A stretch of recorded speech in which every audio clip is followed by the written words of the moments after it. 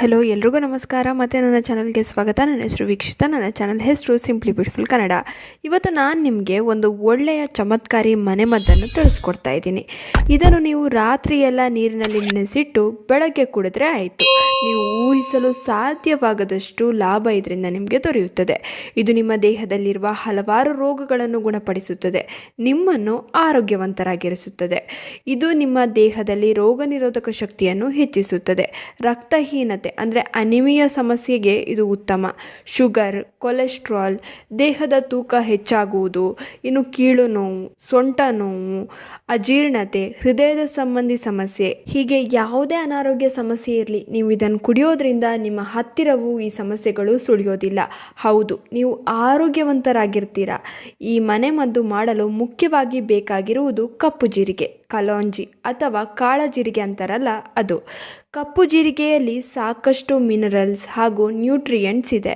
ಕಪ್ಪು ಜೀರಿಗೆಯಲ್ಲಿ ಅಧಿಕ ಪ್ರಮಾಣದಲ್ಲಿ iron, calcium, potassium, sodium, fibre ಹೀಗೆ ಹಲವಾರು ಪೋಷಕಾಂಶಗಳೇ ತುಂಬಿದೆ. ಈ ಕಲೋಂಜಿ ಹಲವಾರು ರೋಗಗಳಿಗೆ ಪರಿಹಾರ.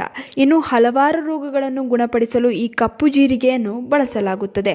ಆದರೆ ಈ ಕಪ್ಪು ಜೀರಿಗೆಯನ್ನು ಬಳಸುವ ಸರಿಯಾದ ವಿಧಾನ ತಿಳಿದಿರಬೇಕು.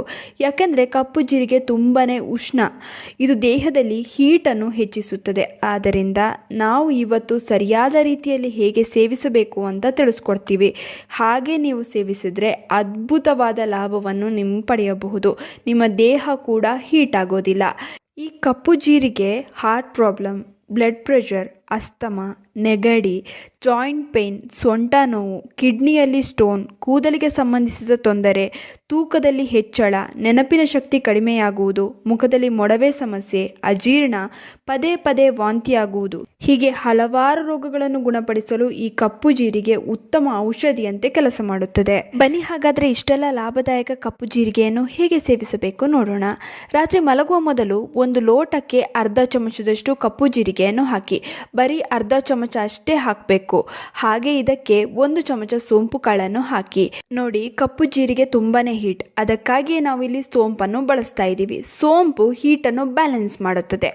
ಇವಾಗ 1 ಲೋಟದಷ್ಟು ನೀರನ್ನು ಹಾಕಿ ರಾತ್ರಿ ಎಲ್ಲ ಇದನ್ನು ನೆನೆಸಿಡಿ. ಬೆಳಗ್ಗೆ ಇದನ್ನು ಚೆನ್ನಾಗಿ ಕುದಿಸಿ ಶೋಧಿಸಿ ಕುಡಿಯಿರಿ. ಹಾಗೆ ಈ ಕಾಳುಗಳನ್ನು ಸಾಧ್ಯವಾದರೆ ಜಗಿದು ತಿನ್ನಿ. ಬೆಳಗ್ಗೆ ಖಾಲಿ ಹೊಟ್ಟೆಯಲ್ಲಿ ಕುಡಿದ್ರೆ ಒಳ್ಳೆಯದು. ಉಗುರು ಬೆಚ್ಚಗಾದ ಮೇಲೆ ಕುಡಿಯಿರಿ. ಇದರಿಂದ ನಿಮಗೆ ಚಮತ್ಕಾರಿ ಲಾಭಗಳೇ ದೊರೆಯುತ್ತದೆ. ಈ ಮನೆಮದ್ದನ್ನು ಕುಡಿಯುವುದರಿಂದ ಕೆಲವರಿಗೆ ಪಾದಗಳಲ್ಲಿ, ಗಂಟುಗಳಲ್ಲಿ ಊತ ಇರುತ್ತೆ. ಇದಕ್ಕಾಗಿ ನೀವು ಈ ಮನೆಮದ್ದನ್ನು ಕುಡಿಯಬಹುದು. ಇದು ನಿಮ್ಮ ಈ ಸಮಸ್ಯೆಯನ್ನು ಬೇಗನೆ ಕಡಿಮೆ ಮಾಡುತ್ತದೆ. ಶುಗರ್ ಹೆಚ್ಚಾಗಿದ್ದರೆ ಅದನ್ನು ಕೂಡ ಈ ಮನೆಮದ್ದು ನಿಯಂತ್ರಣಕ್ಕೆ ತರುತ್ತದೆ. ಇನ್ನು ನಿಮ್ಮ ದೇಹದಲ್ಲಿ ತೂಕ ಹೆಚ್ಚಾಗಿದ್ದರೆ, ನೀವು ಕಡಿಮೆ ಮಾಡಬೇಕು ಅಂತ ಏನೇನೋ ಪ್ರಯತ್ನ ಪಡ್ತಾ ಇದ್ರೆ ಈ ಮನೆಮದ್ದನ್ನು ಪ್ರತಿದಿನ ಕುಡಿಯಿರಿ. ನಿಮಗೆ ಬೇಗನೆ ವ್ಯತ್ಯಾಸ ಕಾಣಿಸುತ್ತೆ. ಹೃದಯದ ಆರೋಗ್ಯಕ್ಕೆ ಉತ್ತಮ. ಕೊಲೆಸ್ಟ್ರಾಲ್ ಅನ್ನು ನಿವಾರಿಸುತ್ತದೆ.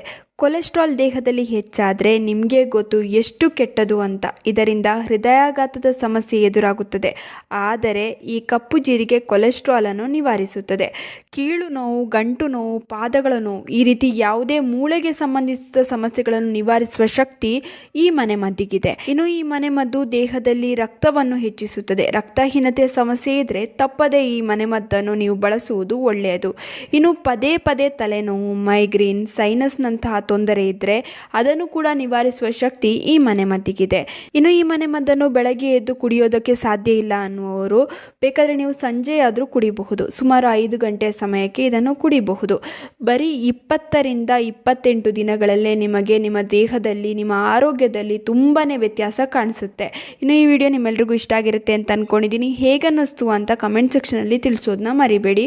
ಆದಷ್ಟು ಈ ವಿಡಿಯೋನ ನಿಮ್ಮ ಫ್ರೆಂಡ್ಸ್ ಹಾಗೂ ಫ್ಯಾಮಿಲಿ ಜೊತೆ ಶೇರ್ ಮಾಡ್ಕೊಳ್ಳಿ. ಹಾಗೆ ಲೈಕ್ ಮಾಡೋದನ್ನ ಮರಿಬೇಡಿ. ನೀವೇನು ನಮ್ಮ ಚಾನಲನ್ನು ಸಬ್ಸ್ಕ್ರೈಬ್ ಮಾಡ್ಕೊಂಡಿಲ್ಲ ಅಂದರೆ ದಯವಿಟ್ಟು ನಮ್ಮ ಚಾನಲನ್ನು ಸಬ್ಸ್ಕ್ರೈಬ್ ಮಾಡ್ಕೊಳ್ಳಿ. ಹಾಗೆ ಪಕ್ಕದಲ್ಲೇ ಇರುವ ಬೆಲ್ ಬಟನನ್ನು ಕ್ಲಿಕ್ ಮಾಡಿ. ಹೀಗೆ ಪ್ರೋತ್ಸಾಹ ಕೊಡ್ತಾ ಇರಿ. ಪ್ರೋತ್ಸಾಹ ಕೊಡ್ತಿರೋ ನಿಮ್ಮೆಲ್ರಿಗೂ ತುಂಬಾ ಥ್ಯಾಂಕ್ ಯು.